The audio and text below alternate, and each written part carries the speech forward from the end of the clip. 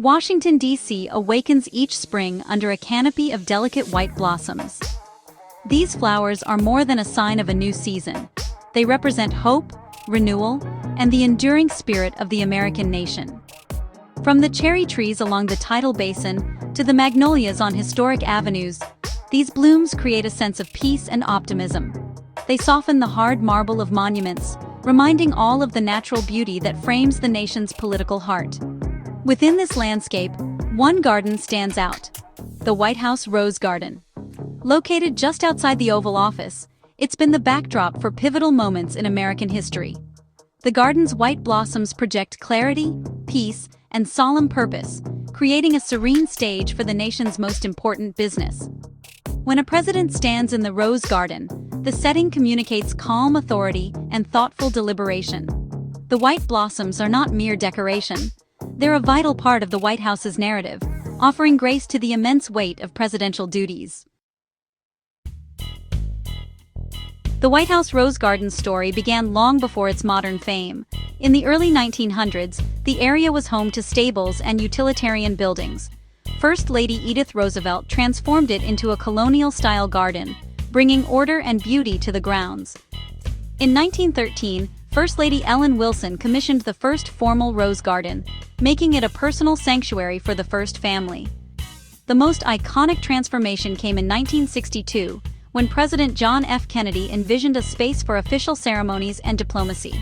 He enlisted Rachel Bunny Mellon, who designed a green theater with a central lawn and beds of seasonal blooms, herbs, and roses.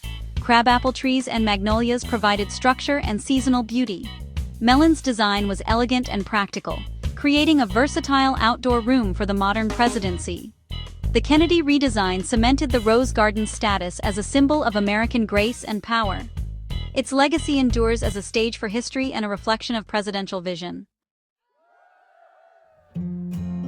By the time President Bill Clinton took office in 1993, the Rose Garden was already a key venue for presidential activities.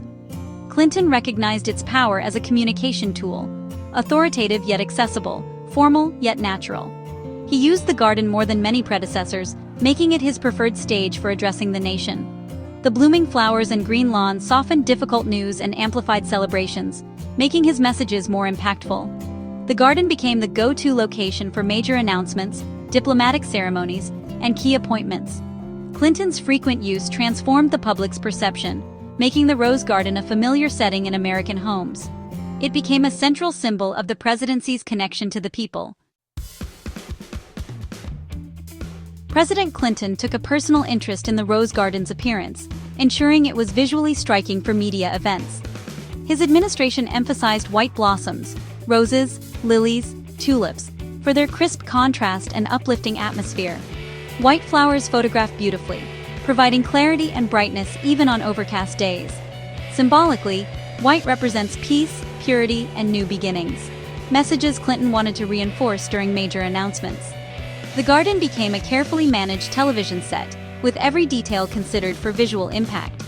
The addition of abundant white blooms created iconic images that defined the Clinton presidency. The Rose Garden was not just a backdrop, but an active participant in the storytelling of American history.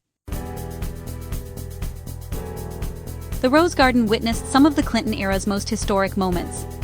In July 1994, President Clinton stood between Israeli Prime Minister Yitzhak Rabin and King Hussein of Jordan as they ended decades of conflict. The handshake, framed by serene white blossoms, became a global symbol of hope. In June 1993, Clinton announced Ruth Bader Ginsburg's Supreme Court nomination under the garden's crabapple trees, lending gravitas to a pivotal moment. The open-air setting allowed for transparency and intimacy, balancing authority with openness. The garden became a living chronicle of diplomacy and democracy, its white blossoms bearing witness to nation-shaping decisions. Each event added to the garden's rich history, making it more than just a collection of flowers. The Rose Garden stands as a quiet reminder of the enduring pursuit of justice and peace at the heart of American power. The Rose Garden is more than a backdrop. It's a sanctuary for those in the White House. For presidents and staff, it offers rare tranquility, a place to step away from the pressures of leadership. The scent of roses and the sight of tended beds provide a calming effect, essential for thoughtful decision-making. Visitors, from dignitaries to citizens, are struck by its serene, intimate quality, a world apart from the bustle of Washington. During the Clinton years, the garden was a place for informal meetings and private contemplation. President Clinton often walked its paths to clear his head or hold relaxed discussions. The garden's dual role, as public stage and private retreat, makes it unique, fostering both grand ceremonies and quiet moments. Its peaceful spirit is an unseen but vital contribution to American governance. The White House Rose Garden is woven into the American story, a living symbol of the presidency. Its legacy is written in the soil, the historic trees, and the countless photographs that capture its beauty. From its early roots to the Kennedy redesign and Clinton's media-savvy enhancements, the garden has evolved with the presidency. Clinton's use of the garden made it an iconic American space, with white blossoms synonymous with major achievements. The garden's role as a communication tool endures, representing the fusion of power and beauty, governance, and nature. It reminds us that the White House is both an office and a home, where history is lived and made. Even as the garden changes, its significance remains, a green theater for democracy, framed by the white blossoms of hope. The Rose Garden continues to inspire, a symbol of America's enduring search for peace and grace.